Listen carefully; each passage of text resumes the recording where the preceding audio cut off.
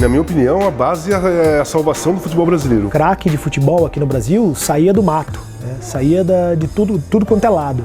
E não precisava se fazer muito esforço para que isso acontecesse. A questão da tática, a questão do posicionamento, passe, né? Dar um bom passe, a questão da visão de jogo. Né? Na categoria de base é onde eles aprendem a fazer isso. Se você não tem uma base muito forte, você vai perder jogador no futuro. Eu acho que o grande desafio dos clubes hoje é fazer com que esses jovens se transformem em ídolos nos clubes.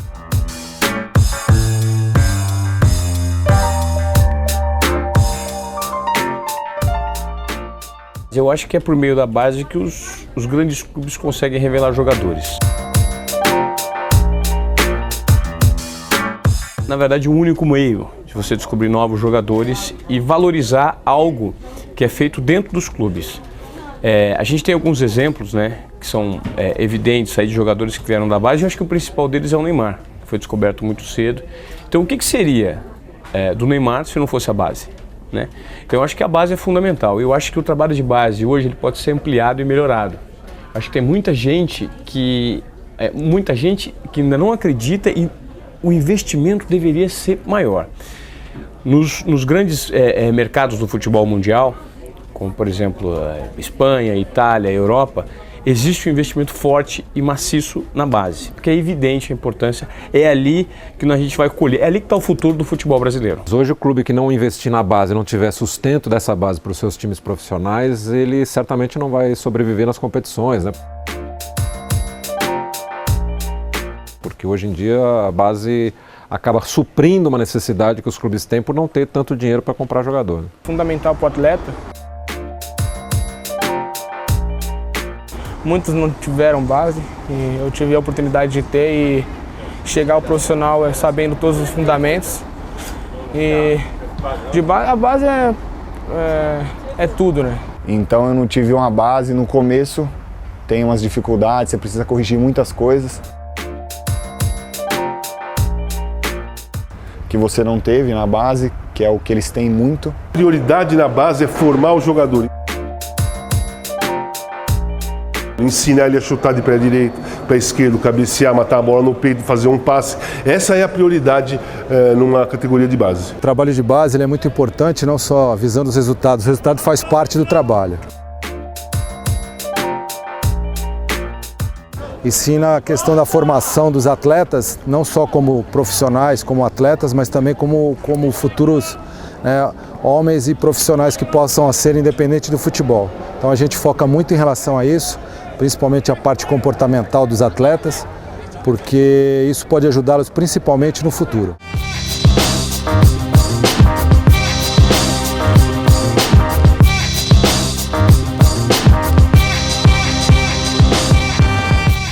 Muitas vezes as questões políticas estão à frente das questões esportivas, né? E outra coisa também, o que atrapalha um pouco, acho que é a questão dos empresários. Existe um preconceito grande assim das pessoas sobre o trabalho dos empresários. Acho que é uma atividade como outra qualquer em que há bons e maus profissionais. É importante ter um empresário por trás.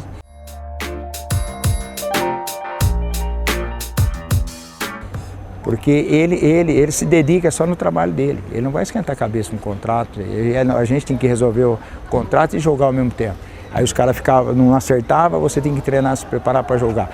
Então você nunca está 100%. Imagina você, um garoto de 15 anos, 16 anos, cujos pais não têm lá uma grande instrução, tendo que negociar um contrato aí milionário com o clube, como seria? E hoje muitos empresários atrapalham, né, de fato, essa negociação, porque os empresários visam o lucro imediato.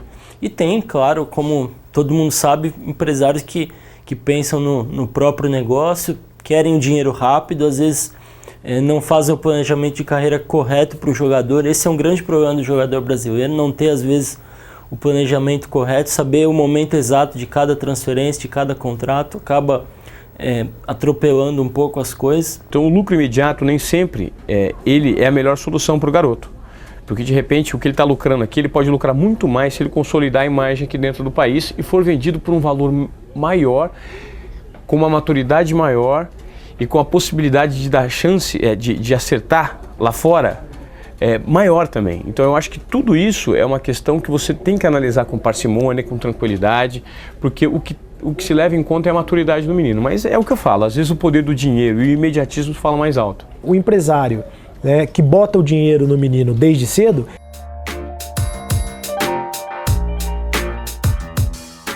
ele quer o quanto antes esse retorno financeiro. E por isso ele incentiva, ele influencia para que o menino vá para o futebol da Europa.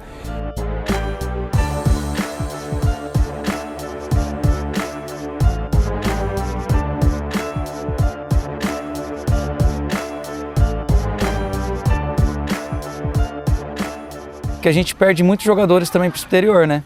Às vezes menino novo, tal, tem 17, 18 anos, já está indo para fora. Antigamente se pensava, o menino do interior de São Paulo, por exemplo, ele pensava em jogar no time de São Paulo primeiro, no time grande, no Corinthians, no São Paulo, no Palmeiras, no Santos, para depois pensar em ir para a Europa, né? Pensar em ir para a Europa, pensar em jogar num time grande da Europa, era uma realidade muito distante para o menino do interior, ou para o menino da base, né? O primeiro pensamento era jogar no time de cima. Era jogar no time profissional.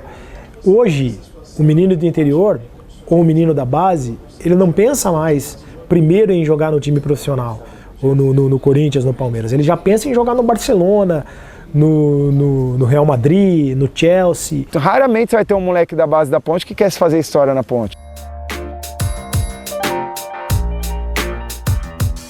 Se eu continuar batalhando e querendo vencer na vida, eu acho que eu vou estar num clube maior.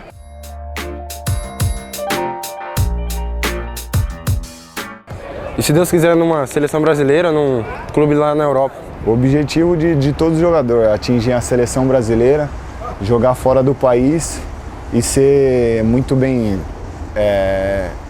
falado a sua história, por onde passar, ter sua história e ganhar títulos. Real Madrid, Barcelona.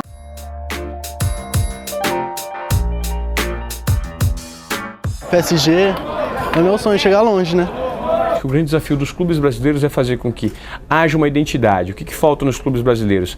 Aquela relação de ídolo e clube, que está faltando muito. Por quê? Porque as jovens promessas são sempre vendidas rapidamente para o exterior. Então, quer dizer, os clubes não aguentam por conta da pressão financeira e acabam se livrando disso. Eu acho que é um caminho errado e que a gente tem que cultivar isso, fazer a identificação do ídolo com o clube e com o torcedor aqui no país. É claro que todo garoto, que nem eu, 18 anos, sonha em jogar na Europa, mas minha cabeça está aqui no Corinthians e eu quero ser ídolo, como eu falei, quero fazer muitos gols e honrar a camisa do Corinthians. Os jovens, enfim, hoje em dia vem mesmo os clubes lá de fora como há 20 anos se via o Corinthians e o Flamengo. Molecada, hoje você vai na rua, tem muito moleque com camisa do Barcelona, do Real Madrid, do Bayern de Munique, do Milan, porque lá os ídolos desses moleques jogam lá. Então tem que ter ídolo aqui. Para o moleque querer jogar num time daqui, tem que ter ídolo aqui.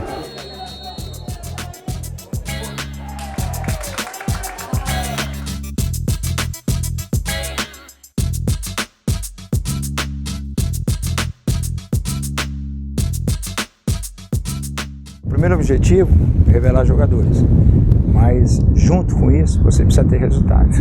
Infelizmente o Brasil é desse jeito. Então não adianta você revelar dois jogadores profissionais e você no campeonato estar nas últimas posições. Mesmo você revelar, provavelmente vai ter a troca de treinador. A política aqui é de resultados. E é na base e é no profissional também. A base está visando muito o quê? Resultado.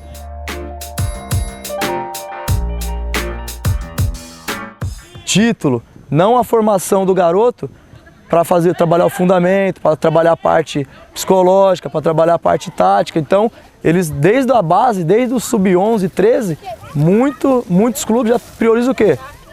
Resultado. Ela é muito focada em resultado.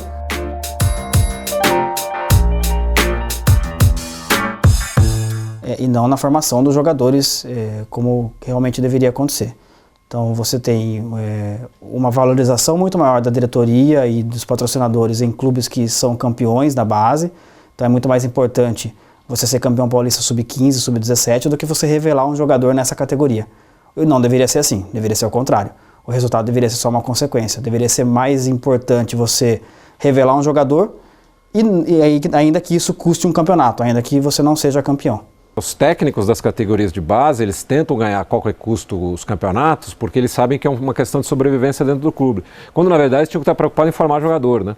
Eu acho preferível que o time chegue em último lugar no campeonato, mas que daqui 3, 4 anos ele revele um craque, do que ganhar tudo e não sair ninguém dali, né? Então acho que esse talvez seja um dos grandes erros das categorias de base, é ser competitiva, né? A categoria de base tinha que ser para formar jogador.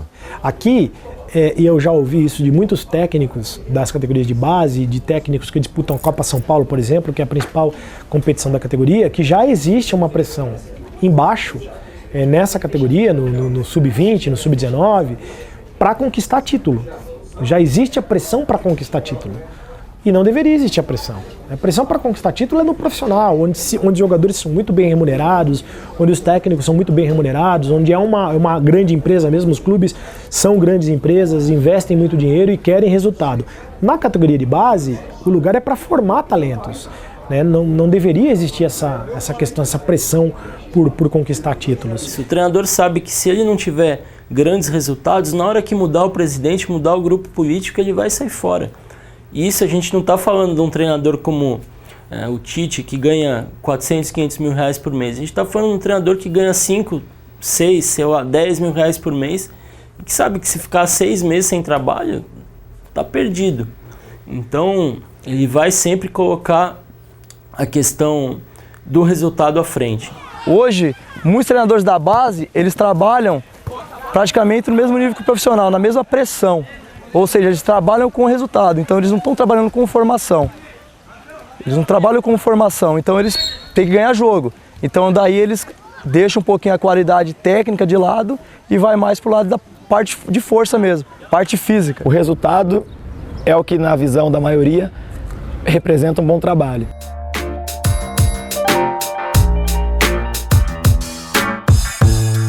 E aí que também está o erro. Muitas vezes o time é campeão de Copa São Paulo, é campeão de Brasileiro Sub-17 e, na verdade, nenhum dos meninos são aproveitados no profissional. Então, formou um time para ser campeão. Um time que muitas vezes joga feio, não joga um futebol inteligente, os meninos não têm o entendimento do jogo. É uma coisa mais mecanizada. Que quando você tira aquele menino daquela engrenagem, daquele time, ele não consegue produzir em outro. Então é muita bola longa, muito jogador forte.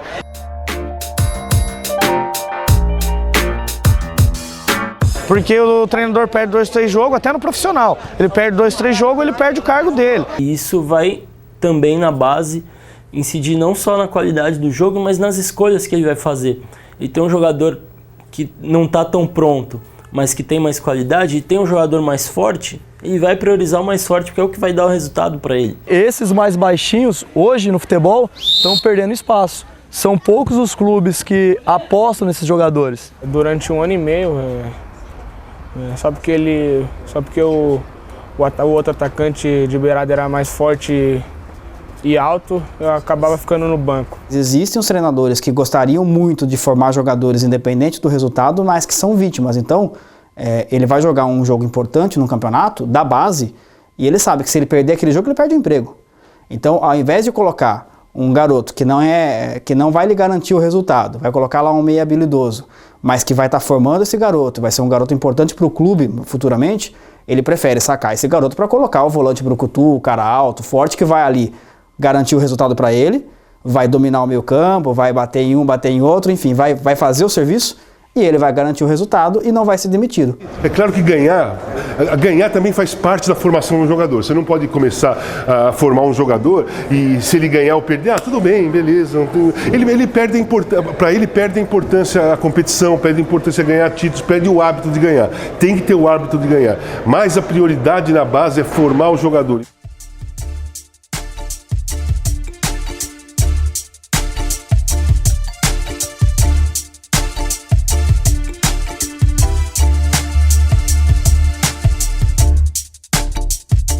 Se você pegar o número de jogadores que hoje você tem de grande nível, né, é muito menor do que era 10, 20 anos atrás, quando os clubes investiam muito mais nisso, né? Há muito tempo a gente não tem uma geração boa, né? É uma geração vitoriosa.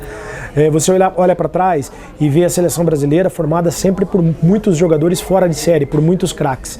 Nós ficamos muito tempo, talvez de 98 a 2006, com o Ronaldinho Gaúcho, com o Ronaldo, com o Rivaldo, com o Kaká, com o Cafu, com o Roberto Carlos. E eles indo para a Copa do Mundo, o Brasil indo bem, ganhando 2002, fazendo uma boa campanha em 2006 e não levando ninguém jovem, Quando chegou um determinado momento, que foi a Copa de 2010, deram a seleção para o Dunga e formam uma nova seleção. E não tinha ninguém para jogar, não tinha ninguém que tivesse sido formado, preparado para jogar na seleção brasileira. Hoje o Brasil tem um cara que a gente pode chamar de craque, né, que é o Neymar. O resto é nota 7 para baixo, né? Então acho que isso está muito ligado à má formação dos jogadores que a gente tem no Brasil.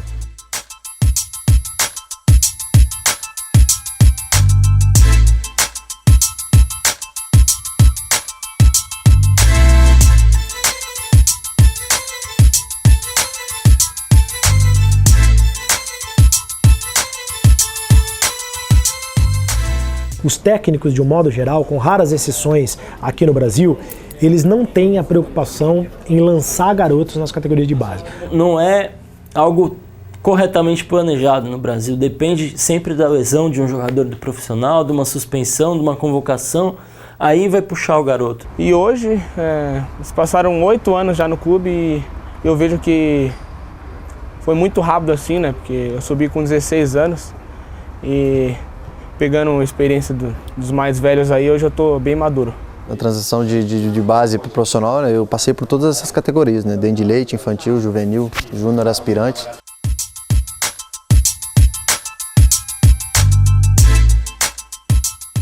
Até chegar ao profissional. Então, tive assim, uma boa base, preparei muito, trabalhei muito para que eu pudesse fazer a parte tática e técnica muito boa. E com certeza isso ajudou muito na sequência da minha carreira. Na minha época eu cheguei no Corinthians em 75 para jogar dente de leite, joguei todas as categorias de base, com as dificuldades que tinha na época, ninguém tinha CT, nem tinha campo, eu treinava num campo de terra, mas eu acho que eu fui bem treinado nas categorias de base, dei sorte e fui preparado para passar pro profissional, passei com 18 anos, virei titular, fiz gols na estreia e tudo mais, porque tem a sorte que acompanha a preparação do jogador e a formação do jogador.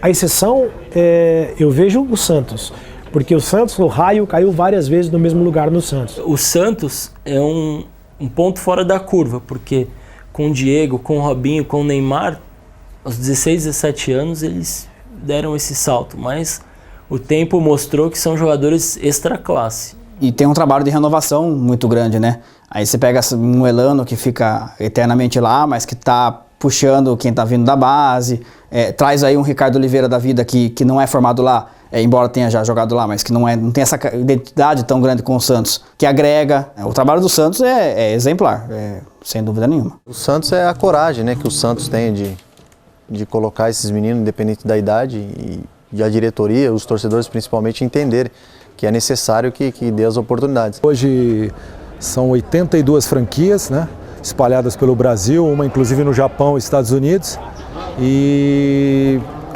são supervisionadas também, né, logicamente, e sempre algum atleta, ou eles acabam vindo fazendo uma avaliação conosco também. Eles são filtrados e vêm conosco para passar um período de avaliação. O formato é bem parecido. Porque hoje a gente tem um trabalho que a gente vai até Santos, faz um treinamento com o pessoal, né, os professores fazem um treinamento com o pessoal do Santos, né, para saber como que você tem que trabalhar com a criança ou com o atleta, para que quando ele chegar lá no Santos para fazer uma avaliação, ele não sinta tanta diferença. Procura sempre estar alinhando essa metodologia de um futebol mais ofensivo, para quando eles têm a oportunidade de serem avaliados pelos avaliadores do Santos, eles estejam mais ou menos aptos com relação ao que eles procuram. O Santos não tem medo de lançar os meninos. A maioria dos clubes, com exceção do Santos, lança garoto das categorias de base quando não tem dinheiro para contratar jogador de nível. Aí é obrigado a usar do recurso da categoria de base. Mas não existe um critério, algo mais criterioso para fazer essa transição, esse rito de passagem. Então, muitas vezes, os meninos não estão preparados para subir para o profissional e quando sobem para o profissional são queimados.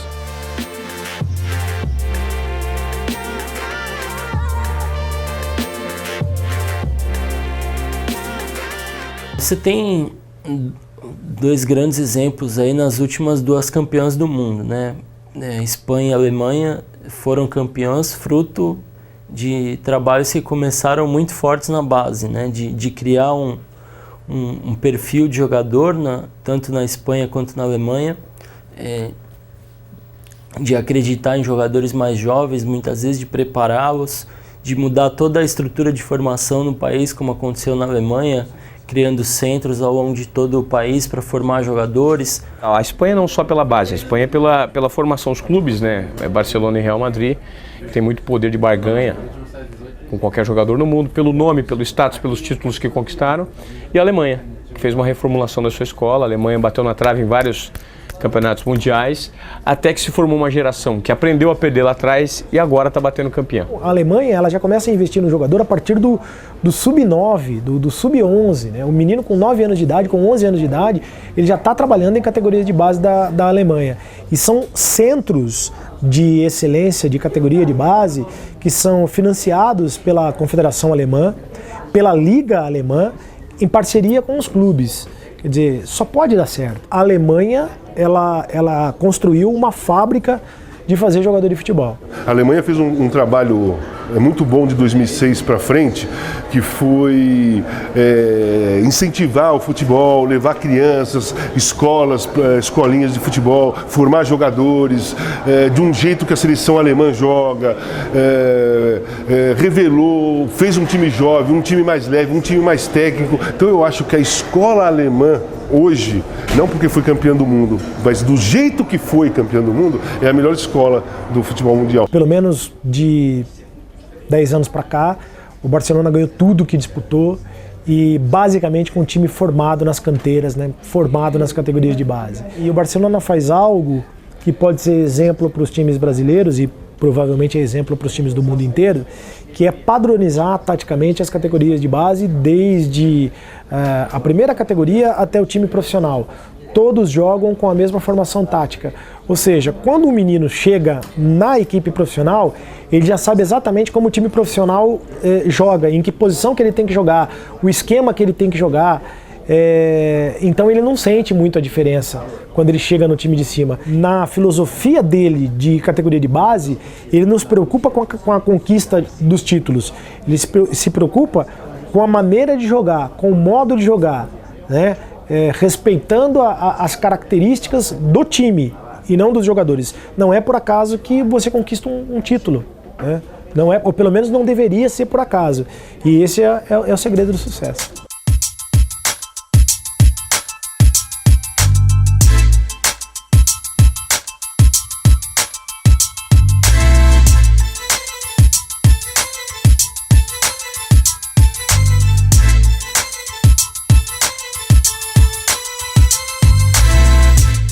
Eu vejo que o Brasil tem uma grande oportunidade de fazer algo parecido, porque os nossos clubes estão tentando se enquadrar num regime de mais responsabilidade financeira. A gente precisa revelar mais, porque a gente não tem grana para manter o Neymar aqui até os 26 anos, por exemplo. O Brasil é um país de dimensões continentais e a gente não consegue descobrir se tem um garoto bom que joga bola em Rondônia, por exemplo. Será que não tem? Com certeza tem.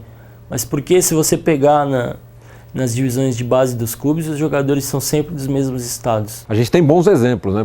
Basta querer seguir. O Brasil tem muito mais pessoas, muito mais gente que joga futebol. Então o Brasil pode, num período curto de tempo, voltar a ser uma grande escola do futebol. Um dos fatores que levam o Brasil a atravessar uma fase de crise, né, no seu futebol, sobretudo depois da ressaca do 7-1, é a categoria de base. A categoria de base é um dos fatores, mas tem muita bagunça, muita desorganização, tem muita coisa a ser organizada ainda para que o trem do futebol brasileiro volte a entrar no trilho.